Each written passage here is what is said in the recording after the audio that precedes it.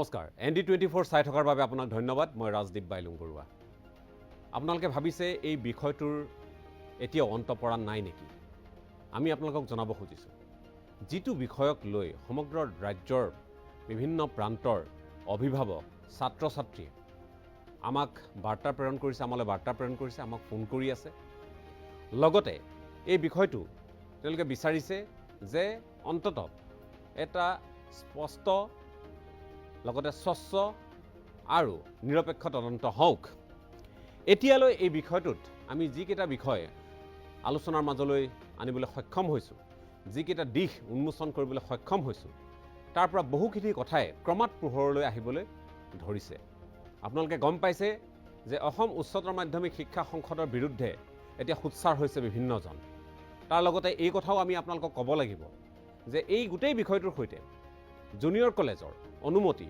অনুমোদন বা ৰিকগনিশ্যন ইত্যাদিৰ ক্ষেত্ৰত যিহেতু সাঙুৰ খাই আছে মাধ্যমিক শিক্ষা সঞ্চালকালয় গতিকে আজিৰ তাৰিখত আমি যিহেতু আলোচনা যেতিয়া আমি কৰোঁ তেতিয়া কোনোবাই যদি দায় ঠেলে মাধ্যমিক শিক্ষা সঞ্চালকালয়লৈ আন কোনোবাই দায় ঠেলে এই বিষয়টোক লৈ উচ্চতৰ মাধ্যমিক শিক্ষা সংসদক লৈ মুঠৰ ওপৰত বিষয়টোৱে এতিয়া এক বিতৰ্কৰ আওতাত আছে বিতৰ্কৰ মাজত আছে তাৰ লগতে আমি চিন্তা কৰিছোঁ যে ছাত্ৰ ছাত্ৰীসকলে যাতে ভৱিষ্যতে এনে ধৰণৰ এটা প্ৰক্ৰিয়াৰ মাজলৈ যাবলগীয়া নহয় বা এই যি দৌৰ এই দৌৰৰ নামত যি অনৈতিক কেতবোৰ বিষয়বস্তু চৰ্চাৰ মাজলৈ আহিছে সেইবোৰৰ যাতে মুখামুখি কোনো ছাত্ৰ ছাত্ৰী অভিভাৱক নহয় সেয়েহে আমি এই বিষয়টো সন্দৰ্ভত কিছু দিশত আৰু স্পষ্ট হ'ব খুজিছোঁ স্পষ্ট এই কাৰণে হ'ব খুজিছোঁ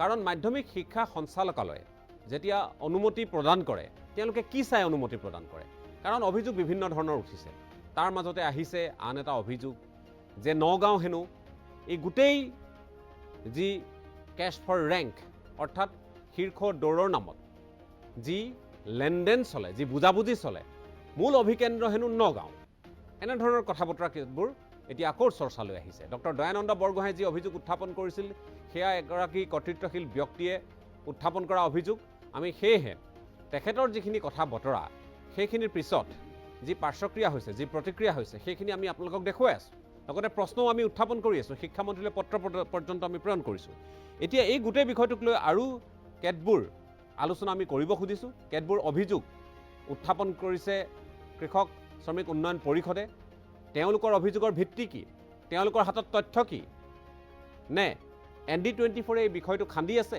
এই বিষয়টোৰ সন্দৰ্ভত তথ্য ক্ৰমাৎ উন্মোচন কৰি আছে এই বিষয়টোৰ লগত তেওঁলোকে কেৱল নিজৰ নাম সংযোজন কৰিব খুজিছে গতিকে এই কথাখিনিও আমি নিশ্চয় জানিব খুজিম সেয়েহে আজি আমি কেইবাগৰাকীও অতিথিক আমাৰ মাজত পাবলৈ সক্ষম হৈছোঁ আমি তেওঁলোকক আমন্ত্ৰণ জনাইছিলোঁ আৰু যিহেতু আমি কৈছোঁ যে এই গোটেই বিষয়টোৰ সৈতে একাংশ জুনিয়ৰ কলেজ বুলি নহয় সমগ্ৰ জুনিয়ৰ কলেজৰ গোটেই পাৰ্মিশ্যনৰ বিষয়টোত যিহেতু মাধ্যমিক শিক্ষা সঞ্চালকালয় নাম ইয়াত সাঙুৰ খাই আছে গতিকে মাধ্যমিক শিক্ষা সঞ্চালক ফণীন্দ্ৰ জিৰুং ডাঙৰীয়া আজি আমাৰ মাজত উপস্থিত আছে মই আপোনাক স্বাগতম জনাইছোঁ আমাৰ মাজত যিহেতু অসম উচ্চতৰ মাধ্যমিক শিক্ষা সংসদৰ সচিব ডক্টৰ ৰমেশ চন্দ্ৰ চুতীয়া ডাঙৰীয়া আজি আকৌ তেখেত উপস্থিত আছে মই আপোনাক পুনৰবাৰ স্বাগতম জনাইছোঁ আৰু লগতে ধন্যবাদ জ্ঞাপন কৰিছোঁ আপুনি যে মুখামুখি হ'বলৈ আহিছে বিষয়টোত লগতে আমি সদৌ অসম ছাত্ৰ সন্থাৰ সাধাৰণ সম্পাদক শংকৰজ্যোতি বৰুৱা মই আপোনাকো স্বাগতম জনাইছোঁ আপুনি যোৰহাটৰ পৰা আমাৰ সৈতে সংযুক্ত হৈ আছে আমাৰ মাজত নগাঁও ADP কলেজৰ অধ্যক্ষ ডক্টৰ সুৰজিৎ ভাগৱতী ডাঙৰীয়া উপস্থিত আছে নগাঁৱৰ পৰা মই আপোনাকো স্বাগতম জনাইছোঁ আমাৰ মাজত কালি নতুনকৈ কেতবোৰ অভিযোগ উত্থাপন কৰা এগৰাকী ব্যক্তি কৃষক শ্ৰমিক উন্নয়ন পৰিষদৰ সভাপতি মুকুল বৰা উপস্থিত আছে মই আপোনাকো স্বাগতম জনাইছোঁ কিন্তু এই বিষয়টো সন্দৰ্ভত আমি কেতবোৰ দিশ আমি স্পষ্ট হ'ব খোজোঁ আমি কোনো কথা ওপৰতে আজিলৈ কৈ অহা নাই কোনো কথা ভিত্তিহীনভাৱে আমি আলোচনা কৰা নাই গতিকে এই অনুষ্ঠানৰ গাম্ভীৰ্যতা বুজি সকলোৱে যাতে সহযোগিতা আগবঢ়ায় সেইখিনি আমি কামনা কৰিছোঁ মই প্ৰথমে আহিব খুজিছোঁ এই গোটেই বিষয়টোৰ সন্দৰ্ভত প্ৰথমে আমাৰ মাজত ফণীন্দ্ৰ জিৰুং ডাঙৰীয়া উপস্থিত আছে আপুনি যিহেতু মাধ্যমিক শিক্ষা সঞ্চালকালয়ৰ আজিৰ তাৰিখত আপুনি এগৰাকী সঞ্চালক আপুনি উচ্চ শিক্ষাটো আছিল কিন্তু কথাটো হৈছে এই যিটো বিষয় এই বিষয়টোৰ সৈতে জুনিয়ৰ কলেজৰ পাৰ্মিশ্যনৰ এই গোটেই বিষয়টো আমি সকলোৱে জানো যে প্ৰথমে প্ৰায়ৰ পাৰ্মিশ্যনৰ প্ৰসংগ আহে একেবাৰে আগতীয়া এটা অনুমতি লাগে জুনিয়ৰ কলেজ খুলিবলৈ হ'লে আৰম্ভ কৰিবলৈ হ'লে কাৰণ আমি এটা কথা আকৌ স্পষ্ট কৰি থওঁ আমাৰ দৰ্শকসকলে বহুতেই ভুল বুজে কেতিয়াবা আকৌ তেওঁলোকে বাৰ্তা দিয়ে আকৌ উত্তৰ দিবলগীয়া হয় কথাটো হ'ল যে আমি সকলো জুনিয়ৰ কলেজক এই যি কেছ ফৰ ৰেংকৰ দৌৰত আমি চামিল কৰি লোৱা নাই প্ৰথম কথা কেইখনমানৰ নাম আহিছে চৰ্চালৈ আহিছে সেই অনুষ্ঠানসমূহৰ কথাহে আমি পাতি আছোঁ কিন্তু একে সময়তে আমি এই জুনিয়ৰ কলেজৰ নামত এই দৌৰৰ নামত একাংশই যি ব্যৱসায় আৰম্ভ কৰিছে আৰু যি ধৰণৰ পৰিৱেশৰ সূচনা কৰিছে সেইখিনি কিন্তু আমি আলোচনা কৰিবলৈ যাওঁতে এই গোটেই জুনিয়ৰ কলেজ কেনেধৰণে তেওঁলোকক অনুমতি প্ৰদান কৰা হয় যিসকলে নিয়ম অনুসৰি কাম চলাই আছে ভাল শিক্ষা প্ৰদান কৰি আছে আজি বহুকেইগৰাকী আমাৰ বন্ধু ভাতৃয়ে তেওঁলোকে আমালৈ বাৰ্তা প্ৰেৰণ কৰিছে তেওঁলোকে শংকিত হোৱাৰ কাৰণ নাই বুলি আমি ভাবোঁ যদিহে তেওঁলোকে আইনগতভাৱে সকলো ঠিকে ঠাকে চলাই আছে কিন্তু এতিয়া কথা হৈছে এই গোটেই প্ৰক্ৰিয়াটোত যি ধৰণৰ অনুমতি লাগে এই অনুমতিৰ প্ৰক্ৰিয়াটো কেনেধৰণৰ হয় মই সেই কথাখিনি জিতুং ডাঙৰীয়া আপোনাৰ পৰা জানিব খুজিছোঁ যে জুনিয়ৰ কলেজ প্ৰথমে যেতিয়া স্থাপন কৰিবলৈ হয় কি নিয়ম কি আবেদন নিবেদন কৰিবলগীয়া হয় নমস্কাৰ সৰ্বপ্ৰথমে মই লাইক টু থেংক ইউ মোক ষ্টুডিঅ'ত মাতি এই কথাখিনি আপুনি মোৰ ফালৰ পৰা বস্তুটো জানিব বা মাতি আমাৰ ইয়াৰ বস্তুখিনি সুধিবৰ কাৰণে আমাৰ জুনিয়ৰ কলেজ পাৰ্মিশ্যন বা জুনিয়ৰ কলেজ বা আজিকালি জুনিয়ৰ কলেজ নমেনক্লেচাৰটো চেঞ্জ হৈছে এতিয়া ছিনিয়ৰ ছেকেণ্ডেৰী স্কুল হয় কিন্তু এই যে আপোনাৰ যিটো প্ৰায়ৰ পাৰ্মিশ্যন হওক বা যিটো পাৰ্মিশ্যন দিয়া হয় আমাৰ জুনিয়ৰ কলেজে হওক বা ছেকেণ্ডেৰী হওক বা হায়াৰ ছেকেণ্ডেৰী হওক পাৰ্মিশ্যন দিয়া চেষ্টা যিটো ছিষ্টেম এইটো আমি টোটেলি বেছ অন দ্য আমাৰ এটা এক্ট আছে Assam non government institution regulation and management act 2006 আকৌ সেই এমেণ্ডমেণ্টটো এক্টটো আকৌ 2018ত এমেণ্ডমেণ্ট হ'ল এই Assam non government educational institution regulation and management act হিচাপৰ বেচিছত আমাৰ কেইটামান চেকলিষ্ট প্ৰায়ৰ পাৰ্মিশ্যন দিয়াৰ টাইমত আমাৰ চেকলিষ্ট থাকে আৰু চেকলিষ্ট হিচাপত যিটো provision as per the provision of the act সেই হিচাপত আমি প্ৰচেছিং কৰোঁ আৰু সেই বেচিছত আমি পাৰ্মিশ্যনটো দিয়া হয় তাত সৰ্বপ্ৰথমে যিবিলাক পাৰ্টি যোনে স্কুল বা জুনিয়ৰ কলেজ খুলিব বিচাৰিছে সিহঁতৰ এটা নিশ্চয় সিহঁতৰ এটা নিজৰ কেনেকুৱা ধৰণৰ ইনষ্টিটিউশ্যন খুলিব সিহঁতৰ নিশ্চয় নিজৰ চিন্তাধাৰা আছে আৰু আমাৰ ফালৰ পৰা যে প্ৰভিশ্যন যিটো হৈছে যে স্কিমটো সিহঁতৰ কেনেধৰণৰ স্কিম স্কুলটো কেনেকুৱা ধৰণৰ হোষ্টেল উইথ কম্প'জিট কৰিব না 3 ক্লাছেছ কৰিব না কম্প'জিট না 1 to 10 না 1 to 12 বা কেনেকুৱা ধৰণৰ বিগিনিং আৰম্ভ কৰিব সেই হিচাপত আমি সিহঁতৰ এটা স্কিম সিহঁতৰ এটা দিব লাগে তাৰপিছত সিহঁতৰ যিটো কেনেকুৱা ধৰণৰ স্কিম হ'ব বা সিহঁতৰ গোটেই এটা ভিউ সিহঁতৰ প্লেন এণ্ড এষ্টিমেট বা ইনষ্টিটিউট কেনেকুৱা ধৰণৰ হ'ব সেইটো পিছত এটা ফিক্সাৰ দিব লাগে আমাক তাৰপিছত মেইন ইছ্যু যিটো ভেৰি ইম্পৰ্টেণ্ট যিটো আমাৰ হ'ব লাগে সেইটো লেণ্ড মাটি হ'বলৈ প্ৰপাৰ লেণ্ড হ'ব লাগে নিজৰ লেণ্ড হ'ব লাগে বা লিজো হ'ব লাগে কিন্তু it should be in the name of the যিটো পেটিশ্যনৰ বা এপ্লিকেণ্টৰ নামত হ'ব লাগে আৰু লেণ্ড হ'ব লাগে 5 বিঘা আগত আছিলে 4 বিঘা ইন ৰুৰেল এৰিয়াছ কিন্তু আজি এজ পাৰ এমেণ্ডমেণ্ট এক্ট 2018 বেচিছত এতিয়া 5 বিঘাছ লাগে ইন ওৱান প্লট এটা প্লট হ'ব লাগিব 5 বিঘা ইন ৰুৰেল এৰিয়া গ্ৰামাঞ্চল আৰু 3 বিঘা লাগিব ইন ওৱান প্লট এইটো আপোনাৰ ডিষ্ট্ৰিক্ট হেডকোৱাৰ্টাৰ বা মিউনিচিপেল এৰিয়া বা টাউন এৰিয়াত এইটো 3 বিঘা লাগিব আৰু আমাৰ মেট্ৰপলিটন চিটি বা মিউনিচিপেল এৰিয়া লাইক গুৱাহাটী এই ক্ষেত্ৰত আমাৰ 2 বিঘা ইন ওৱান প্লট সেইটো লাগিব মাটি সেইটো এটা one of the main criteria for consideration মানে আজিকালি এই ভাড়া ঘৰত নচলিব ভাড়া ঘৰত নচলে তাত আৰু আছে বহুতখিনি চেকলিষ্ট ভাড়া ঘৰটো দেখোন বহুতে পাৰ্মিশ্যন পালে সেইটো আমি আমাৰ যিটো দিব আছে সেইটো আপোনাক কৈ লওঁ তাৰপিছত আকৌ লেণ্ড প্ৰচিউশ্যন চাৰ্টিফিকেট লাগে কম্পিটেণ্ট অথৰিটি ধেৰ আছে আমাৰ ৰেজিষ্টাৰ লেণ্ড ডিড হ'ব লাগে তাৰপিছত ফায়াৰ চাৰ্টিফিকেট ল'ব লাগে আমাৰ আৰু বিভিন্ন ধৰণৰ যে আজিকালিতো ডিজাষ্টাৰ্ছ মেনেজমেণ্ট সিহঁতৰ এটা সেইটোতো সিহঁতৰ ফায়াৰ ছেফটি সেইবোৰ হ'ব লাগে আৰু আপোনাৰ চালান দিব লাগে ৰিজাৰ্ভ আমাৰ ইয়াত ক্লাছ 1 to 12 যদি হয় তেনেহ'লে আপোনাৰ 7,500 দিব লাগে আৰু যদি 1 to 10 তেনেহ'লে 4,500 এটা আমাৰ ইয়াত হিচাপত চালান কাটিব লাগে আৰু টিচাৰৰ ক্ষেত্ৰত আমি চাওঁ আৰু teacher should be a very qualified teacher মানে as per the eligibility criteria framed by the NCERT. Here NCERT যেনেকা B.Ed হ'ব লাগে graduation হ'ব লাগে in case of high school but in case of higher secondary school it should be master degree plus with B.Ed আৰু আজিকালি TET লাগে সেইবিলাক হয় কিন্তু আমি গোটেইখিনি বস্তু আৰু আপোনাৰ আকৌ চাওক মই এতিয়া আপোনাক একেবাৰে বিষয়টোলৈ আহিব খুজিছোঁ আপুনি এগৰাকী কৰ্তৃত্বশীল বিষয়া আৰু আপোনাক আমি সেইকাৰণে আমন্ত্ৰণ জনাইছিলোঁ যাতে কথাবোৰ আপোনাৰ মুখেৰে আমি গম পাওঁ আমি কৈ থাকিলে বা আন কোনোবা অকৰ্তৃত্বশীল মানুহে কৈ থাকিলে কথাবোৰ মানুহে বিশ্বাস নকৰে এতিয়া কথা হ'ল আপুনি কৈছে যে আজিৰ তাৰিখত যিটো সংশোধিত যিখন আইন যদি আমি কওঁ যে বেচৰকাৰী খণ্ডৰ বিদ্যালয়ৰ পৰিচালনা আৰু লগতে আমি এই ক্ষেত্ৰত যিটো নীতি নিয়ম যিখিনি আছে এই নীতি নিয়মৰ ভিতৰত প্ৰথম কথাটো হ'ল যে গ্ৰামাঞ্চলত হ'লে 5 বিঘা মাটি নিজা নহ'লে লিজত লোৱা অৰ্থাৎ সেই প্ৰতিষ্ঠানখনৰ নামত থাকিব লাগে it should be in the name of the applicant এপ্লিকেণ্টৰ নামত যিগৰাকী আবেদক হ'ব অধ্যক্ষ হওক মালিক হওক তেওঁৰ নামত থাকিব লাগিব প্ৰথম কথা দ্বিতীয় কথাটো হ'ল যে আপুনি ক'লে যে সেই যিখিনি মাটি সেই মাটি গ্ৰামাঞ্চলত হ'লে 5 বিঘা হ'ব লাগিব নগৰ অঞ্চলত বা আন চহৰ অঞ্চলত হ'লে মিউনিচিপালিটি হওক বা টাউন কমিটিৰ অধীনত হ'লে 3 বিঘা হ'ব লাগিব আৰু আমি যদি কওঁ গুৱাহাটী মেট্ৰপলিটানত এইটোৰ মাটিৰ সীমাটো 2 বিঘা বুলি কোৱা হৈছে in one plot এটা প্লট দৰ্শকসকল আপোনালোকে কথাটো বুজি লওক মই আপোনালোকক কিয় এই বিষয়টো আলোচনাৰ মাজলৈ আনিব খুজিছোঁ এতিয়া তাৰপিছত আপুনি নিজা অঞ্চলত মই দৰ্শকসকলক অনুৰোধ জনাইছোঁ নিজা অঞ্চলত আপোনালোকৰ নিজা অঞ্চলত থকা আপোনালোকে যিসমূহ জুনিয়ৰ কলেজ আছে মই সকলোৰে কথা কোৱা নাই যিসমূহে নিয়ম পালন কৰিছে ঠিকে আছে কিন্তু বাকী যিসকলে এহাতেদি তেওঁলোক নাম জ্বলা আনহাতেদি তেওঁলোকে যি আইন তেওঁলোকে জলাঞ্জলি দি আছে এবাৰ সেই নামকেইটা মনত পেলাওক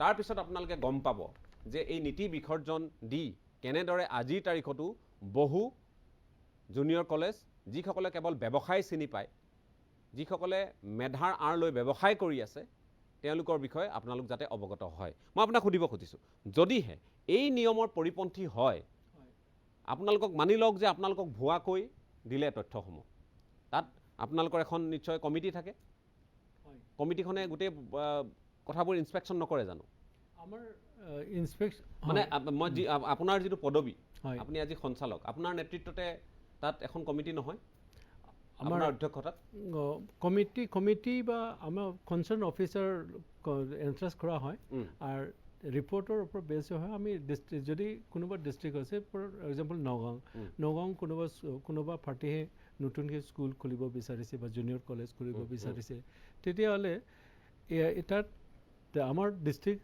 এডমিনিষ্ট্ৰেটিভ অফিচাৰ বা ডিষ্ট্ৰিক্ট অফিচাৰ আছে এডুকেশ্যনৰ আমাৰ হাইস্কুলৰ ক্ষেত্ৰত ছেকেণ্ডেৰী এডুকেশ্যনৰ ক্ষেত্ৰত আমাৰ ইনস্পেক্টৰ অফ স্কুল আছে আমি কনচাৰ্ণ ডিষ্ট্ৰিক্ট মানে ইনস্পেক্টৰ অফ স্কুলৰ পৰা ইনস্পেকশ্যন ৰিপৰ্ট য'ত গোটেইখিনি চেকলিষ্ট আছে কি ধৰণৰ এটা স্কুল খুলিব হ'লে কি ক্ৰাইটেৰিয়া হ'ব লাগে লেণ্ড টিচিং ষ্টাফ লোকেশ্যন বা যিবিলাক যেতিয়া এটা স্কুল খুলিব নেইবাৰিং যিটো ফিডাৰ স্কুল সিহঁতৰ পৰা NOC বা এটা স্কুল ফৰ এক্সাম্পল এটা চাৰ্টেন এৰিয়াতে স্কুল খুলিব আৰু যদি এই লোকেলিটিত যদি অলৰেডি স্কুল হৈ থাকে তেনে সিহঁতৰ এটা ন অবজেকশ্যন সেইবোৰ বস্তু লৈ আনিব লাগে গোটেইখিনি বস্তুটো ইয়াতে ইনস্পেকশ্যন ৰিপৰ্ট ইনস্পেক্টৰ স্কুলৰ ইনস্পেকশ্যনৰ ৰিপৰ্ট তাতে মেনশ্যন কৰা থাকে আৰু তেখেতৰ দায়িত্ব থাকে তেখেতৰ চাৰ্টিফিকেটটোত তেখেতেও চাৰ্টিফিকেট দিব লাগে ডেট আই চাৰ্টিফাইড বা তেনেকৈ ইনস্পেকশ্যন কৰোঁ তেখেতৰ ষ্টাডি ৰিপৰ্ট বা ৰিকমেণ্ডেশ্যন তেনেকৈ দিব পাৰে নে নাই যদি কোনোবা কেইটামান কেচছ আছে ৰিকমেণ্ডেড কৰা নহয় because certain criterias are not fulfil গতিকে সেইটো যদি ফুলফিল নহয় তেনেহ'লে আমি ইনস্পেকশ্যন ৰিপৰ্টটো দিব নোৱাৰোঁ কেইটামান ইনস্পেক্টৰে তেনেকৈ ৰিপৰ্টটো দিছে গতিকে ইনস্পেক্টৰ বা বিদ্যালয়সমূহৰ পৰিদৰ্শকে সেই জিলাৰ যদি লিখি দিয়ে যে অনুমোদন দিব পাৰে অনুমতি প্ৰায়ৰ পাৰমিশ্যন দিব পাৰে তেতিয়াহে আপোনালোকে দিব তেতিয়া আমি আকৌ ৰি-এক্সামিন কৰোঁ আমাৰ লেভেলত আকৌ আমি এক্সামিন কৰোঁ আকৌ ক্ৰছ এক্সামিন কৰোঁ যদি কোনো ধৰণৰ প্ৰব্লেম হয় আকৌ উই কল বেক এতিয়া আমাক কওক মই এতিয়া আপোনাক সুধিছোঁ এতিয়া এই যে বিদ্যালয়সমূহৰ বিৰুদ্ধে অভিযোগ উঠিছে কালি এওঁলোকেও এটা অভিযোগ উত্থাপন কৰিলে যিটো অভিযোগ সিদিনা ডক্টৰ দয়ানন্দ বৰগোহাঁয়ে উত্থাপন কৰিছিল সেই অভিযোগটো আছিল নগাঁৱৰ এখন প্ৰতিষ্ঠানৰ বিৰুদ্ধে আৰু তেওঁলোকেও কালি সংবাদমেলৰ জৰিয়তে কেতবোৰ কথা কৈছে কথাটো হ'ল যে এতিয়া যদি আমি দেখিছোঁ যে 3 কঠা মাটিত ground +6 building educational institute junior college senior secondary school যিয়ে নহওক যদি তেওঁলোকে তাত নিৰ্মাণ কৰে আৰু পূৰ্বতে আপোনালোকৰ মানুহে তাত শুদ্ধকৈ গোটেই কথাখিনি লিখি দিলে যে ইয়াত ঠিকে আছে মাটি ঠিকে আছে ভুৱাকৈও যদি লিখি দিয়ে এতিয়া যদি আপোনালোকৰ চকুতেই গোটেই কথাখিনি পৰে আপোনালোক ব্যৱস্থা ল'বলৈ সক্ষম হয় নে নহয় হয়তো তাত দুটা কথা আছে এটা তাৰ আগৰ যেটো 2006 তেতিয়া কণ্ডিশ্যন এৰিয়া 2 বিঘা আছে 2 বিঘা তাৰপিছত ছিংগল ষ্টৰী আৰু মাল্টি ষ্টৰিজ তেনেকুৱা কথাও আছিলে হয়তো তেনেকৈ যদি এৰিয়ালৈ যদি তেনেকুৱা হয় তেতিয়া চাব লাগিব এক্সামিন কৰিব লাগিব সেইটো আপোনালোকে কৰ্তৃত্বশীল নে সেই গোটেই দিশটো চোৱা চিতা যদি আমাৰ যদি তেনেকুৱা ধৰণৰ কেছ হয় তেনেহ'লে আমাৰ নটিছত আহে বা তেনেহ'লে আমি তেনেকুৱা ধৰণৰ কেছ আহে তেনেকুৱা আমি আকৌ এক্সামিন কৰা হয় তেনেকুৱা ইনকুৱাৰী কৰা হয় যদি ইট ইজ নট পাৰমিছিবল তেনেহ'লে আমি আপোনালোকৰ অনুমতিৰ পিছতহে বাকী কাউন্সিলৰ ফালৰ পৰা আগবঢ়া হয় বাকী ক্ষেত্ৰত আমাৰ পাৰমিশ্যন হোৱাৰ পিছত সিহঁতে আকৌ ৰিকগনিশ্যনৰ কাৰণে ছেকেণ্ড ষ্টেপ হায়াৰ ছেকেণ্ডেৰী কাউন্সিলত গতিকে আমাৰ প্ৰশ্নটো আহিছে ক'ত জানেনে আপুনিও নিশ্চয় গম পাইছে কেছ ফৰ ৰেংক এইটো এটা অভিযোগ উত্থাপন হৈছিল আৰু এই অভিযোগটো উত্থাপন হোৱাৰ পিছত এতিয়া আমি দেখিছোঁ যে বিষয়টো অধিক প্ৰসাৰিত হৈছে ৰাইজৰ মাজলৈ গৈছে বিভিন্নজনে আমাক এই বিষয়টোত এৰি নিদিবলৈ তেওঁলোকে আহ্বান জনাইছে আৰু আমাৰো এটা দায়বদ্ধতা আছে আমাৰ এটা দায়িত্ব আছে যে শিক্ষা এই বিভাগটো দৰাচলতে কলংকমুক্ত হ'ব লাগে ইয়াত কালিমা যদি আমি সানি থাকোঁ বা এই গোটেই শিক্ষাৰ মূল ভেটিটোৱে যদি অনিয়ম অনীতিৰ ওপৰত হয় আমাৰ ছাত্ৰ ছাত্ৰীসকলে কি শিক্ষাৰে গঢ় ল'ব এই কথাখিনি নিশ্চয় আমাৰ সকলোৰে মন মগজুলৈ প্ৰশ্ন হিচাপে আহিব এতিয়া মই আপোনাৰ কাষলৈ আকৌ আহিম মই যেহেতু ডক্টৰ ৰমেশ চন্দ্ৰ চুতীয়া আমাৰ সৈতে সংযুক্ত হৈ আছে চুতীয়া ডাঙৰীয়া মই আপোনাৰ কাষলৈ আহিছোঁ এই বিষয়টো আপুনি গম পাইছে আপুনি যিহেতু আমাৰ সৈতে সহযোগিতা আগবঢ়াইছে ইয়াৰ পূৰ্বৰ আলোচনাটো আপুনি উপস্থিত আছিল আজি যিহেতু এই বিষয়টো লৈছোঁ কাৰণটো হৈছে অভিযোগ কেতবোৰ উত্থাপন হৈছে আৰু সেয়েহে আজি আমি মাধ্যমিক শিক্ষা সঞ্চালকক আমি আমন্ত্ৰণ জনাইছিলোঁ তেখেতৰ যিখিনি অনুমতি দিবৰ কাৰণে তেওঁলোকৰ যিখিনি চৰ্ত সেই চৰ্ত সন্দৰ্ভত কৈছে এতিয়া আপোনালোকে কি চৰ্তৰ ওপৰত কেনেধৰণৰ বিশেষ ব্যৱস্থাৰ ওপৰত ভিত্তি কৰি আপোনালোকে একাডেমিক পাৰমিশ্যনটো দিয়ে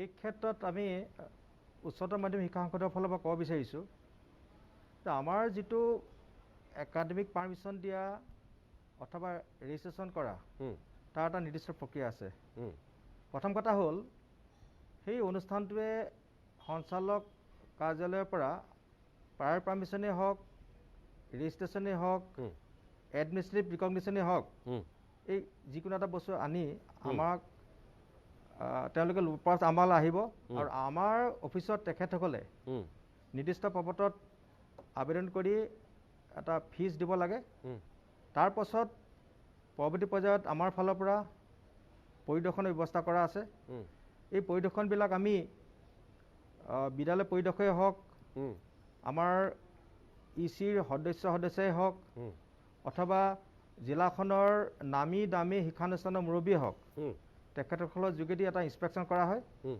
আৰু ইনস্পেকশ্যন কৰাৰ পাছত যিটো প্ৰথমতে আমাক তেখেতসকলে গোটেই বস্তুবিলাক দাখিল কৰিব আমাৰ পৰ্যায়ত এখন ছাব কমিটি আছে এই ছাব কমিটিয়ে নিৰ্দিষ্ট নিয়ম অনুসাৰে একাধিক পাৰ্মিশ্যনেই হওক বা ৰেজিষ্ট্ৰেশ্যনেই হওক এইবিলাক দিয়াৰ ব্যৱস্থা আছে। কিন্তু কথাটো এইটো জানিব খুজিছোঁ, আমাৰ পাৰ্মিশ্যন বা ৰিকগনিশ্যনৰ ঠিক আছে, আপোনালোকৰ চাব কমিটি আছে, আপোনালোকৰ সদস্যসকল আছে, আপোনালোকে বিভিন্ন তাৰে যিসকল সন্মানীয় যিসকল শিক্ষাগুৰু আছে বিভিন্ন প্ৰতিষ্ঠানৰ, হয়তো তেওঁলোককো কেতিয়াবা এই দায়িত্ব অৰ্পণ কৰে। কিন্তু ইমানবোৰ হোৱাৰ পিছতো, ইমান সুন্দৰ এটা ব্যৱস্থা থকাৰ পিছতো আমি পাৰ্মিশ্যন ৰিকগনিশ্যন এই গোটেই বিষয়টোত দেখিছোঁ যে যথেষ্টখিনি অনিয়ম সংঘটিত হৈ আহিছে। আজিৰ তাৰিখত দি আমি ক'ব পাৰোঁ, তথ্যই কৈছে আৰু লগতে বহুতে কৈ অভিযোগো উত্থাপন কৰিছে। এই কথাখিনি কিমান আপোনালোকে মাধ্যমিক শিক্ষা সঞ্চালক হওক বা অসম উচ্চতৰ মাধ্যমিক শিক্ষা সংসদে কিমান গুৰুত্ব দিয়ে আমি নাজানো, কিন্তু কথাটো হ'ল যে আমি দেখিছোঁ যে অনিয়ম সংঘটিত হৈছে। মাটি দুকঠা মাটিত দুটা ভাড়াঘৰৰ কোঠাত কোনোবাই জুনিয়ৰ কলেজ আৰম্ভ কৰিছে, তাৰপিছত সেই নিগনিৰ দৌৰত চামিল হৈছে, লগতে মেধাক এক প্ৰকাৰে ব্যৱহাৰ কৰি ব্যৱসায় সম্প্ৰসাৰণ কৰিছে। এই কথাখিনি কিন্তু পৰিস্ফুট হৈছে, যি কাৰণত আমি এই বিষয়টো এৰি দিব খোজা নাই। আৰু আপোনালোকক আজি মুখামুখিকৈ দুয়োগৰাকীকে আমন্ত্ৰণ জনোৱাৰ উদ্দেশ্য সেইটোৱেই যে আপুনি এগৰাকী সন্মানীয় বিষয়ববীয়া, অসম উচ্চতৰ মাধ্যমিক শিক্ষা সংসদৰ আপুনি এগৰাকী দায়িত্বশীল আপুনি কাৰ্যবাহী বিষয়া, আপুনি আজি আমাৰ সৈতে আছে। আৰু সঞ্চালক মহোদয় আছে, মাধ্যমিক শিক্ষা সঞ্চালকালয়ৰ সঞ্চালক তেখেতো আছে। গতিকে আপোনালোকে গোটেই কথাখিনি এটা সদুত্তৰ দিব বুলি আমি আশা কৰিছোঁ। আপোনালোকৰ ইমানবোৰ স্কেনিঙৰ ব্যৱস্থা থকাৰ পিছত, ইমান সুন্দৰকৈ চাব কমিটি থকাৰ পিছত, আপোনালোকৰ এক্সামিনেশ্যন কমিটি থকাৰ পিছত, আপোনালোকৰ এডমিনিষ্ট্ৰেটিভ আপোনালোকৰ গোটেই বিষয়টোৰ ওপৰত যিসমূহ কমিটি আছে, এই গোটেইবোৰ থকাৰ পিছতো কেনেধৰণে সম্ভৱ হৈছে কম মাটিত বিয়াগুম জুনিয়ৰ কলেজ গঢ় লৈ উঠিছে, নীতি নিয়ম ভৰিৰে মোহাৰিছে, জলাঞ্জলি দিছে, কিদৰে সম্ভৱ হৈছে?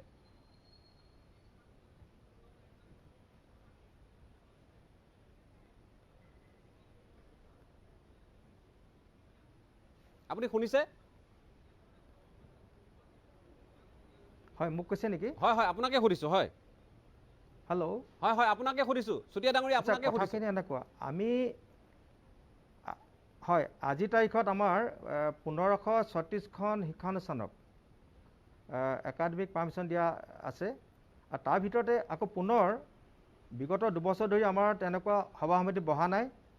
ইতিমধ্যে তেনেকুৱা 300ৰ অধিক শিক্ষানুষ্ঠানক আমি স্থানীয়ভাৱে আমাৰ সদস্য আৰু জিলাবিলাকৰ নামী দামী শিক্ষানুষ্ঠানৰ মুৰব্বীসকলক, বিশিষ্ট শিক্ষাবিদসকলক আৰু আমাৰ কাৰ্যবাহী পৰিষদৰ সদস্যক আমি পৰিদৰ্শন কৰাৰ ব্যৱস্থা কৰি দিছোঁ। তেখেতসকলে ইতিমধ্যে আমাৰ ওচৰত সেই প্ৰতিবেদন দাখিল কৰিছে, কিন্তু এতিয়ালৈকে আমাৰ সভা বহা নাই। কিন্তু আমি সভাত এই উক্ত গোটেই কথাখিনি আমি চালি জাৰি চাব লাগিব।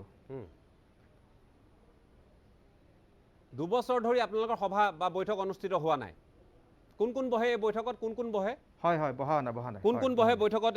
এই এনেধৰণৰ বৈঠকত এই বৈঠকত এখন আমাৰ কমিটি আছে, আমাৰ এখন কমিটি আছে। কমিটিখনৰ মেম্বাৰখিনি মই গোটেইখিনি এটা কৈ দিব নোৱাৰিম। হয়, তেনেধৰণে আমাৰ প্ৰায় 13খনমান কমিটি আছে, চাব কমিটি আছে। আৰু এই 13খন চাব কমিটিৰ বিভিন্ন সময়ত তেওঁলোকৰ সভা অনুষ্ঠিত হয়।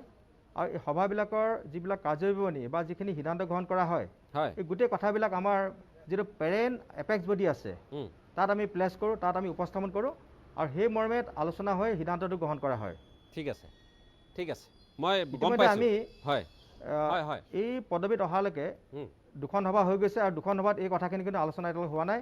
কাৰণ উক্ত সভাত এইখিনি উপস্থাপন কৰিব পৰাকৈ আমাৰ তথ্যসমূহ আমি সংগৃহীত কৰিছোঁ যদিও আমাৰ বিভাগীয় কমিটিখনে এইখিনি অনুমোদন দিব পৰা নাই। কাৰণ আমি এতিয়াও আমাৰ অফিচত এই কামবিলাক এইবিলাক মানে বিশ্লেষণ কৰি থকা হৈছে, চালি জাৰি চাই থকা হৈছে। ঠিক আছে, মই আকৌ আহিম আপোনাৰ কাষলৈ, আপুনি আমাৰ সৈতে সংযুক্ত হৈ থাকক। মই মুকুল বৰা আমাৰ মাজত উপস্থিত আছে।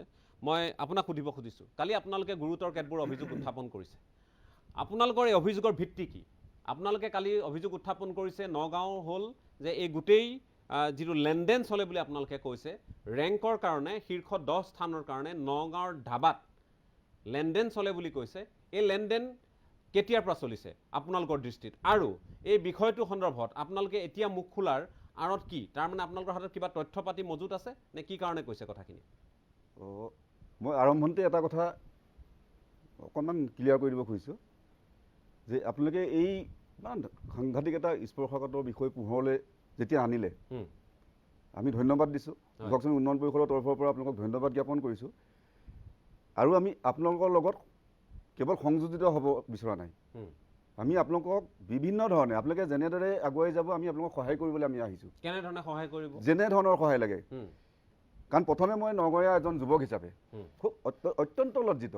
হুম, বহু কথা জানো আপোনাৰ বিগত চৰকাৰৰ দিনত যিবোৰ কাণ্ড কাৰখানা হৈছিল আপোনালোকে নিশ্চিতভাৱে জানে। হুম, মানে ৰাজনৈতিক হেঁচাত বা কিছুমান কেতিয়াবা আমিও ভয় খাওঁ, হুম, কিন্তু যেতিয়া সংবাদ মাধ্যমে যেতিয়া ফাদিল কৰিলে হুম, তেতিয়া আমি ভাবিছোঁ যে নিশ্চিতভাৱে আমাৰ জীৱনৰ প্ৰতি কিছু অকণমান নিৰাপত্তা অনুভৱ কৰিছোঁ। হুম, ৰামানুজন কলেজৰ কথাই মই আজি কওঁ। হুম, মই বাকীবোৰ জুনিয়ৰ কলেজ বাদেই দিলোঁ। আপুনি নগাঁও যদি যায় চাই আপুনি দেখিব যে গলিয়ে গলিয়ে মানে জুনিয়ৰ কলেজ। হুম, যিটো কথা ক'লে যে 5 বিঘা মাটি লাগে 3 বিঘা মাটি লাগে কোনো ধৰণৰ নিয়ম নীতি নামানে। হুম, একমাত্ৰ ধন ঘটিবৰ কাৰণে হুম, ভাড়াঘৰতো জুনিয়ৰ কলেজ খুলিছে, দুকঠা মাটিটো আপোনাৰ 7 তলা বিল্ডিং বনাইছে। ছাৰে ক'লে অকণমান আগত আমাৰ তেখেতেও ক'লে এটা কথা যে 2 বছৰ মূৰে মূৰে তেওঁলোকৰ সভাবোৰ হয়। হুম, শিক্ষা বিভাগ এটাত আশ্চৰ্য প্ৰকাশ কৰিছোঁ আমি যে শিক্ষা বিভাগ এটাত 2 বছৰৰ মূৰে মূৰে সভা অনুষ্ঠিত হয়, হুম, য'ত আপোনাৰ সপ্তাহৰ মূৰে মূৰে সভা অনুষ্ঠিত হ'ব লাগে। হুম, ৰামানুজনে কৰিছে কি, যেতিয়া মই আৰম্ভণিতেই মই ৰামানুজন কলেজৰ পৰা স্থানপ্ৰাপ্ত ল'ৰা ছোৱালীবোৰ আজি হয়তো মেডিকেল ইঞ্জিনিয়াৰিং কৰি আছে, কোনোবাই কিবা কৰি, মই তেওঁলোকক দুখিব খোজা নাই। তেওঁলোকক নাটানিব বিষয়। তেওঁলোকক মই নাটানো, মই তেওঁলোকৰ অভিভাৱককো ক্ষমা খুজিছোঁ। হুম, এই যিটো ষ্টেণ্ড কেলেংকাৰী হুম, ল'ৰা ছোৱালীও নাজানে, অভিভাৱকেও নাজানে, হুম, জানে কেৱল ৰামানুজনৰ দিলীপ বৰাই। হুম, দিলীপ বৰাৰ উদ্দেশ্য এইটো যে কলেজখনত 4-5জনমান ল'ৰা ছোৱালী যেনে তেনে কেনেকৈ ক'ত নম্বৰ বঢ়াই নাজানো, ল'ৰা ছোৱালীক স্থানপ্ৰাপ্ত, সেই ল'ৰা ছোৱালীবিলাকে মেধাৰ ভিত্তিতে স্থান পাব লাগে। হুম, কিন্তু তেওঁ কৰিছে কি, হয়তো প্ৰেক্টিকেলতে নম্বৰ বঢ়াই দিছে, হয়তো আপোনাৰ স্কুটিনিৰ সময়ত গৈ পেলাই এটা আপোনাৰ হায়াৰ ছেকেণ্ডেৰী বৰ্ডত সাংঘাতিক এটা গ্ৰুপ আছে, হুম, মানে এনেকুৱা এটা নেক্সাছ, পৰীক্ষাৰ ৰিজাল্টৰ এসপ্তাহমানৰ আগত ধাবাই ধাবাই আলোচনা হয়। হুম। ধাবাত আলোচনা হোৱাৰ অৰ্থটো কি, ধনৰ লেনদেন। ধাবাত আলোচনা হোৱা বিষয়টো কিয় আহিল, মানে আপোনালোকে কেনেকৈ সেইটো গম সময়ত পাইছে? আমাক বহু মানুহে আমাক জনায় হুম, যে এনেকৈ শিক্ষা সংসদৰ মানুহ আহি ৰামানুজনৰ দিলীপ বৰাৰ লগত কি আলোচনা থাকে।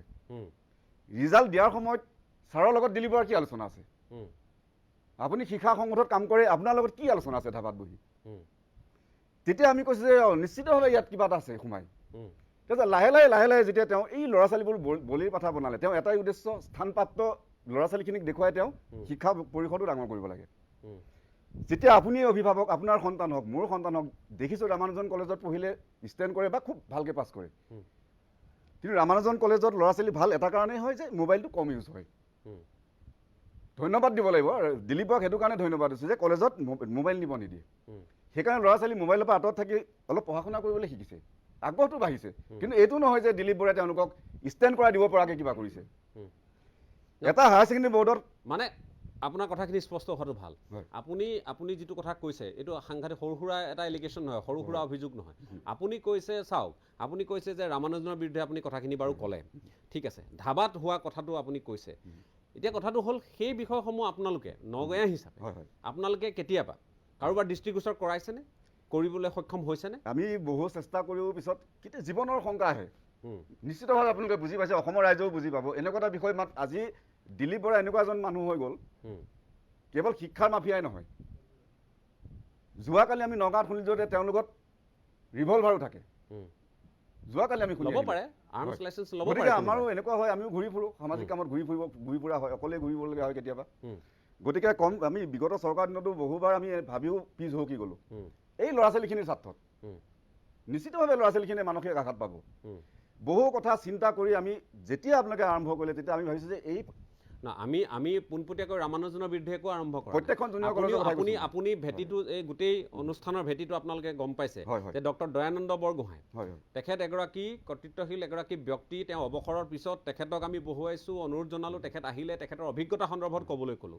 তেখেতে বহু কথা ক'লে, যাৰ মাজত 19গৰাকী ছাত্ৰ ছাত্ৰীৰ ষ্টেণ্ডৰ বিষয়টো আহিলে আৰু সেই বিষয়টোক লৈ ৰামানুজনে প্ৰতিক্ৰিয়া কৰিলে। তাৰ পিছতে কথাবোৰ আলোচনাৰ মাজে মাজে গৈ আজি এই পৰ্যায়লৈ আহিল আৰু তাৰ লগে লগে আমাৰ অনুসন্ধানো চলি থাকিল। এতিয়া আপোনালোকে কালি এখন সংবাদমেলৰ জৰিয়তে ক'লে যে ৰামানুজনে কম মাটিত তেওঁলোকে নীতি বিৰুদ্ধভাৱে তেওঁলোকে প্ৰতিষ্ঠানখন খুলিছে, তেওঁলোকে এখন তাত 6 মহলীয়া অট্টালিকা তেওঁলোকে তাত নিৰ্মাণ কৰি তাত তেওঁলোকে শ্ৰেণীসমূহ চলাই আছে। গতিকে এই যিটো কথা আপোনালোকৰ হাতত তথ্য প্ৰমাণ আছে যে তেওঁলোকে নিশ্চিতভাৱে আমি ইতিমধ্যে কথা পাতিছোঁ, আমি বিভাগীয় নগাঁও পৌৰসভাৰ লগতো কথা পাতিছোঁ, আজি নিজেই মই সৰজমিন তদন্ত কৰিলোঁ। এই চাওক মই ছাৰকো দেখুৱাই দিছোঁ, ছাৰে নিশ্চিতভাৱে ভালকৈ জানিব নগাঁও পৌৰসভাই 4তলা বিল্ডিঙৰ পাৰ্মিশ্যন দিছিলে, তেওঁ 7তলা বিল্ডিং বনাইছে ৰামানুজন কলেজ। এইটো মই এটা সৰু নমুনা দিলোঁ আৰু কলেজখন নিশ্চিতভাৱে দেখিছে। মই নাজানো ৰামানুজন কলেজত ঠিক আছে, মই বুজি পাইছোঁ, মই বিষয়টো বুজি পাইছোঁ। আপোনালোকৰ যিখিনি অভিযোগ সেই সন্দৰ্ভত আমি কথা পাতিম। আমাৰ সৈতে যিহেতু এই মুহূৰ্তত পোনপটীয়াকৈ আছুৰ সাধাৰণ সম্পাদক শংকৰজ্যোতি বৰুৱা সংযুক্ত হৈ আছে। শংকৰ, মই আপোনাৰ কাষলৈ আহিছোঁ। আপুনি ইয়াৰ পূৰ্বৰ অনুষ্ঠানতো আছিল। এই গোটেই বিষয়টো সন্দৰ্ভত আপুনিও গম পাইছে। আমি ইতিমধ্যে এই বিষয়টো কেৱল টেলিভিশ্যনৰ আলোচনাৰ মজিয়াতে আমি শেষ কৰিব খোজা নাই। এই বিষয়টো অধিক যিহেতু বিস্তাৰিত হৈছে, ৰাইজৰ কাষলৈ গৈছে। আজি বিভিন্ন জুনিয়ৰ কলেজৰ পৰাও আমালৈ ফোন আহিছে, মেছেজ আহিছে, আৰু যিসকলে সততাৰে আইনৰ গণ্ডিত থাকি কাম কৰি আছে তেওঁলোকৰ বিৰুদ্ধে আমাৰ কোনো কথাই ক'বলগীয়া নাই। কিন্তু যিসকলে আইন জলাঞ্জলি দিছে, যিসমূহ অভিযোগ আজি উত্থাপন হৈছে, মই কোৱা নাই যে মুকুল বৰাই যিখিনি কথা কৈছে নিশ্চয় তেওঁ যেতিয়া আজি টেলিভিশ্যনৰ মজিয়াত তেখেতে এটা সংগঠনক প্ৰতিনিধিত্ব কৰি কথা কৈছে, তেওঁ তথ্য প্ৰমাণ হয়তো আইনৰ মেৰ প্ৰেছত যেতিয়ালৈ আহিব, আওতালৈ আহিব, তেতিয়া তেওঁ দিব বা তেওঁলোকে PIL কৰাৰ কথা কৈছে। কিন্তু কথাটো হ'ল এই বিষয়বোৰ যেতিয়া চৰ্চালৈ আহিছে, আমি মাধ্যমিক শিক্ষা সঞ্চালক মহোদয়কো আজি ইয়ালৈ আমন্ত্ৰণ জনাইছোঁ। আমাৰ সৈতে সচিব মহোদয়ো, কাউন্সিলৰ সচিব মহোদয়ো আছে। গতিকে মই আপোনাৰ পৰা জানিব খুজিছোঁ, এই বিষয়টোত আপুনি নিশ্চয় গম পাইছে যে তেওঁলোকে কয় যি ধৰণে কথাবোৰ আৰু তথ্যই যিবোৰ কয় আৰু অনুমতি যিবোৰ আইনে আমাক দিয়ে, আমাৰ যিসমূহ ৰেগুলেশ্যন যিখিনি বিষয় উল্লেখ আছে, এইখিনিক জলাঞ্জলি দি একাংশ জুনিয়ৰ কলেজ হৈছে, আইন জলাঞ্জলি দি জুনিয়ৰ কলেজ হৈছে, আৰু তেওঁলোকৰ বহুতেই আজি নাম জ্বলা প্ৰতিষ্ঠান হৈছে। এই কথাবোৰ সঠিকভাৱে শুদ্ধভাৱে হৈছে বুলি আপুনি ভাবেনে আজিৰ তাৰিখত?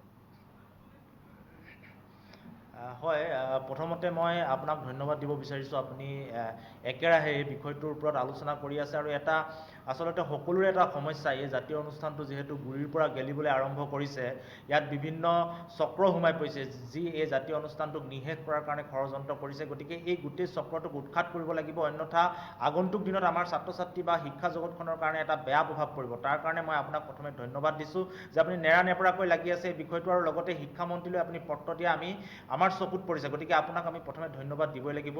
আৰু দ্বিতীয়তে মই এটা কথা আজি ইয়াত ক'ব বিচাৰিছোঁ যে যিখন আইন 2018 চনত যিখন সংশোধিত হৈছিল, সেই আইনখন চকু ফুৰাইছিলোঁ। চকু ফুৰাওঁতে কেতবোৰ কথা দেখিবলৈ পালোঁ যে সেই আইনখনৰ অধীনত যদি জুনিয়ৰ কলেজবিলাকক পাৰ্মিশ্যন দিব লগা হয়, তেনেহ'লে কিন্তু আমি দেখিবলৈ পাইছোঁ যে এটা বৃহৎ লেনদেনৰ কিন্তু ইয়াত অংক যে হৈছে সেই কথাটো স্পষ্ট। কাৰণ যিমানবিলাক আমি জুনিয়ৰ কলেজ দেখিবলৈ পাইছোঁ, সেই সকলোবিলাক জুনিয়ৰ কলেজে সেই 2018 চনৰ সংশোধিত আইনৰ এটা ধাৰাও তেওঁলোকে সম্পূৰ্ণ কৰা নাই, বা এটা ধাৰাৰ অধীনতো তেখেতসকলে সেই জুনিয়ৰ কলেজখন খুলিব পৰা নাই। গতিকে কেনেধৰণে তেখেতসকলে খুলিলে সেইটো নিশ্চয় বক্ৰ প্ৰক্ৰিয়াৰে বা বক্ৰ পথেৰে তেওঁলোকে কৰিব লাগিব। আৰু ইয়ে হৈছে আটাইতকৈ লজ্জাজনক কথা যে শিক্ষা বিভাগলৈ আহি শিক্ষাৰ্থীসকলক বা ছাত্ৰ ছাত্ৰীসকলক ভৱিষ্যতৰ নাগৰিক বনাবৰ কাৰণে, সুনাগৰিক বনাবৰ কাৰণে যিসকলে কাম কাজ কৰি শিক্ষানুষ্ঠান খুলি তেখেতসকলে সমাজত বাহ ল'ব গৈছে, সেইসকলে দুৰ্নীতিত লিপ্ত হৈছে আৰু বক্ৰ পথেৰে তেখেতসকলে ছাত্ৰ ছাত্ৰীসকলক ভৱিষ্যতৰ কাৰণে বা নাগৰিক কৰিবৰ কাৰণে চেষ্টা কৰিছে। ই আটাইতকৈ সমাজখনৰ কাৰণে লজ্জাজনক কথা। আৰু সঞ্চালক যি উচ্চ সঞ্চালক, তেখেতসকলে কেনেকৈ এই মহাবিদ্যালয়সমূহ বা এই জুনিয়ৰ কলেজসমূহৰ পাৰ্মিশ্যন দিলে? তলত শ্বপিং মল থাকে, ওপৰত এখন জুনিয়ৰ কলেজ থাকে, তলত এঘৰ মানুহৰ ভাড়া থাকে, ওপৰত এখন শ্বপিং মল থাকে। 2018 চনৰ সংশোধিত আইনখনক জলাঞ্জলি দি, যিখন আইন যি প্ৰণয়ন কৰিছিল, যি মানি চলিব লাগে, তেওঁলোকে জলাঞ্জলি দি সেই ব্যৱসায়ীসকলক, এই শিক্ষাৰ লগত জড়িত ব্যৱসায়ীসকলক তেখেতসকলে উৎসাহ প্ৰদান কৰিছে। এইটো হৈছে প্ৰথম কথা। আৰু দ্বিতীয় কথাটো হৈছে যে শিক্ষা সংসদে কিন্তু এই পাবত গজা, মই সকলো জুনিয়ৰ কলেজৰ কথা কোৱা নাই, যিসকলে এই কামটো কৰি আছে, এই পাবত গজা জুনিয়ৰ কলেজ বা প্ৰাইভেট যিবিলাক জুনিয়ৰ কলেজ আছে, সেইসকলক কিন্তু আজিলৈকে নাকি লগাব পৰা নাই। মই আপোনাক এটা প্ৰমাণ দিব পাৰোঁ।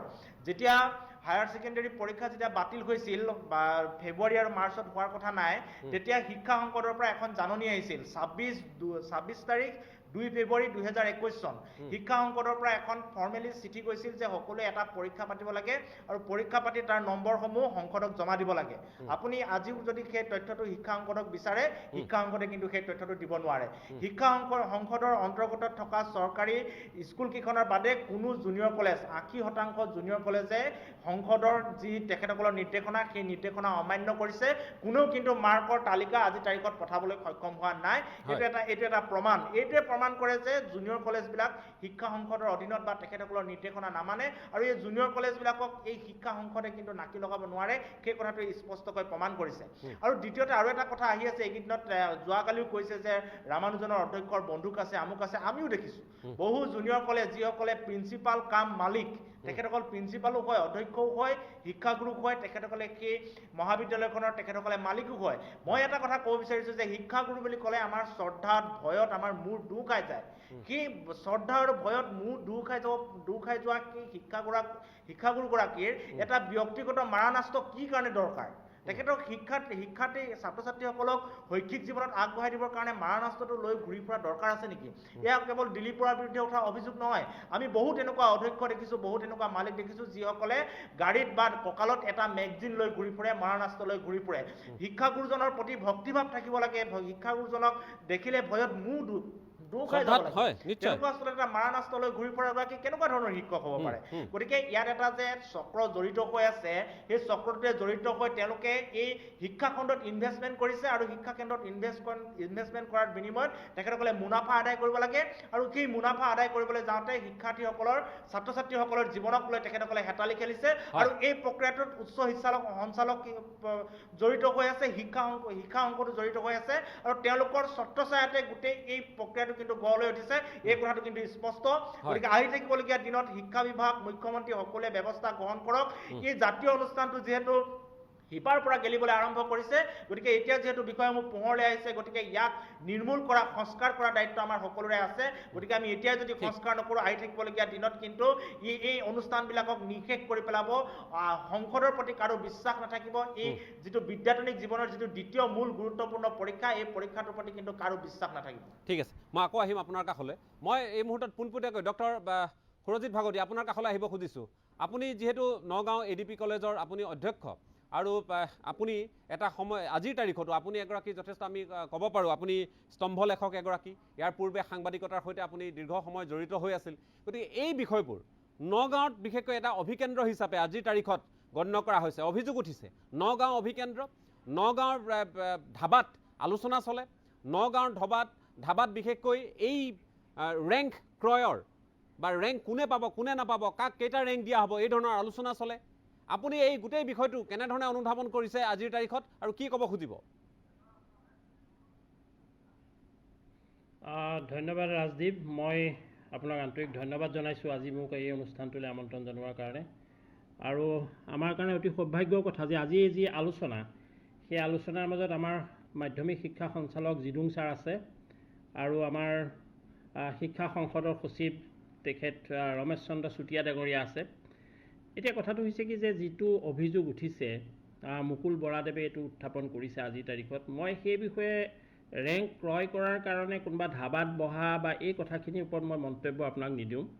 কিন্তু নগাঁৱৰ এগৰাকী শিক্ষাৰ লগত জড়িত হৈ থকা ব্যক্তি হিচাপে মই আপোনাক এটা কথা ক'ব বিচাৰিছোঁ যে নগাঁৱত এতিয়া প্ৰায় আপোনালোকে জানে যে নগাঁও অলিয়ে গলিয়ে জুনিয়ৰ কলেজ আছে।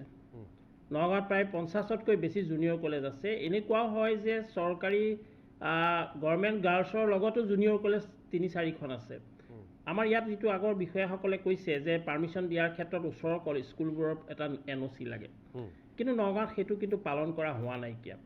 আটাইতকৈ ডাঙৰ কথা হৈছে কি যে যিটো কথা আমাক আটাইতকৈ বেছি ক্ষতি কৰিছে সেইটো হৈছে যে কমাৰ্চিয়েলাইজেশ্যন অফ এডুকেশ্যন, যে শিক্ষাৰ বাণিজ্যিকৰণটো কিন্তু আমাৰ জুনিয়ৰ কলেজবোৰৰ ক্ষেত্ৰত হৈছে। এইটো সত্য কথা, আমি নিজ চকুৰে দেখি আহিছোঁ। নগাঁৱৰ বহুতো হায়াৰ ছেকেণ্ডেৰী চৰকাৰী উচ্চতৰ মাধ্যমিক বিদ্যালয় আছে য'ত ছাত্ৰ ছাত্ৰীৰ অভাৱত শিক্ষকসকল বহি থাকিব লগা হৈছে, বা এনেকুৱা হৈছে বহুতো উচ্চতৰ মাধ্যমিক নগাঁও চহৰৰ মাজৰ উচ্চতৰ মাধ্যমিক বিদ্যালয়ত ছাত্ৰ ছাত্ৰীৰ অভাৱ হৈছে, কিন্তু লগতে থকা জুনিয়ৰ কলেজখনত কিন্তু ছাত্ৰ ছাত্ৰী একেবাৰে মানে বাৰিষা উজান আহা দি ছাত্ৰ ছাত্ৰী আহিছে। গতিকে এই কথাবোৰ আচলতে শিক্ষা বিভাগটো যিটো আমাৰ এটা ষ্ট্ৰং বিভাগ বুলি কোৱা হৈছে, শিক্ষা বিভাগৰ কিছু কৰণীয় আছে। মই নিজেও আজি ইয়াৰ আগৰ আলোচনাত মই এটা কথা কৈছিলোঁ যে 2018 চনৰ শিক্ষা সংসদৰ কেইগৰাকীমান সন্মানীয় বিষয়া নগাঁৱলৈ আহিছিল এই কথাখিনি আলোচনা কৰিবৰ কাৰণে। যিখিনি কথা আজি আলোচনা হৈছে এই অভিযোগবোৰৰ ওপৰত ভিত্তি কৰি তেতিয়া এটা দল আহিছিলে আৰু আমি একেলগে বহি কিন্তু আমি কৈছিলোঁ যে আপোনালোকে এটা কাম কৰক, শিক্ষাৰ মানদণ্ডটো ৰক্ষা কৰিবৰ কাৰণে অন্তত এই জুনিয়ৰ কলেজখিনি আপোনালোকে পাৰ্মিশ্যন দিছে, মোৰ ক'ব লগা নাই, কিন্তু তেওঁলোকৰ পৰীক্ষাৰ কেন্দ্ৰৰ পাৰ্মিশ্যনটো আপোনালোকে নিদিব। আৰু তেতিয়া আমাক কৈছিল যে আপোনালোকৰ মহাবিদ্যালয়ত কিমান ছাত্ৰ ছাত্ৰীক পৰীক্ষা দিয়াব পাৰিব তেতিয়া মই কৈছিলোঁ যে আনন্দৰাম ঢেকিয়াল ফুকন মহাবিদ্যালয়ত 1200 ছাত্ৰ ছাত্ৰীক পৰীক্ষা দিয়াৰ সুবিধা আছে আপুনি নগাঁৱৰ আধা জুনিয়ৰ কলেজৰ ছাত্ৰ ছাত্ৰীক ইয়াত আমি পৰীক্ষা দিবলৈ আপোনালোকক আমাৰ শ্ৰেণীকোঠা দিম বুজি পাইছোঁ হয় আমিও আশা কৰিছিলোঁ তেনেকৈ শ্ৰেণীকোঠা তেওঁলোকক দিম পৰীক্ষা হ'ব কিন্তু সময়ত সেইটো নহ'লে গতিকে এই কথাবোৰ শিক্ষা সংসদৰ এতিয়া আমাৰ সন্মানীয় সঞ্চালক মহোদয় আছে জিদুং ছাৰ অতি দক্ষ বিষয়া আৰু আমাৰ ৰমেশ চন্দ্ৰ চুতীয়া তেখেত নতুনকৈ আহিছে গতিকে এই কথাবোৰ আপোনালোকে এটা বিবেচনা কৰক আৰু এটা কথা হৈছে কি যে আমি ছাত্ৰ ছাত্ৰীক আস্থাটো সদায় ৰাখিব লাগিব মই আগতেও কৈছোঁ যে কোনোবা এজন ব্যক্তিয়ে যদি কিবা ভুল কৰিছে তাৰ কাৰণে সামগ্ৰিকভাৱে আমি কিন্তু গোটেই ছিষ্টেমটো বেয়া বুলি নক'ব কিন্তু কিছুমান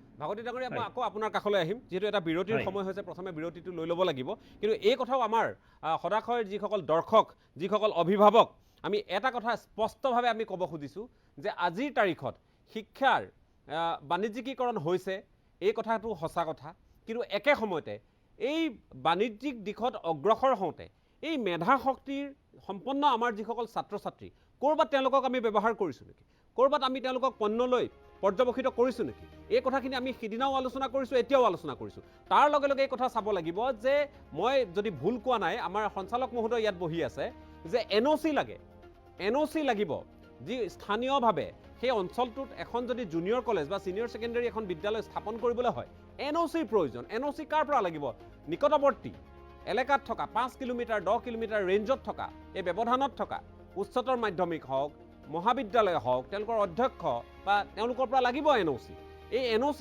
আমি আনিছোঁনে এই NOC ভালকৈ আমি চাওঁনে NOC ননাকৈ আমি দি দিওঁ নেকি অনুমতি এই কথাবোৰৰ উত্তৰ দিবলৈ আজি দুগৰাকীকৈ ব্যক্তি আজি আমাৰ মাজত আছে বাকী আমাৰ আলোচক সকলো আছে কিন্তু তাৰ পূৰ্বে এটা বিৰতি লৈ লৈছোঁ